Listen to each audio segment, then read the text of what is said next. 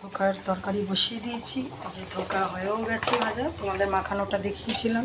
আর এই যে আমি বড়ার মতন ভেজেছি চাক চাক করে। তো চলো, এই যে আলু মানে তোমার মশলা টশলা দিয়ে কষানো হয়ে গেছে, বসিয়ে দিয়েছি। একটু পরেই গরম মশলা দিয়ে ধোকাটা দিয়ে দেবো। আর এই দেখো, এখন খাবো বলে এটা ময়দা আর সুজি দিয়ে একটা মানে গোলা রুটি তৈরি করছি। ময়দা আর সুজি আছে এর মধ্যে, সুজি দিয়ে বেশ আমার খেতে ভালো লাগে। এই ময়দা আর সুজি দিয়ে যে গোলা রুটি করছি, এখন খাবো। তো চলো,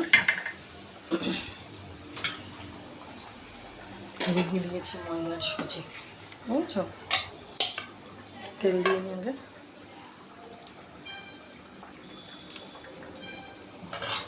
তো তোমাদের আমি আগেই দেখিয়ে দিয়েছি ধোকা মানে ওই পেস্ট, এই যে উল্টাপাল্টা বলে ফেলছি। তো ধোকা আর এই যে হলুদ নুন দিয়ে তখন আমি মাখিয়েছিলাম, তোমাদের দেখিয়ে দিয়েছি। তো এখন হয়ে গেছে, এই যে নামাবো, কষানো হয়ে গেছে, ঝোলটা হয়ে গেছে।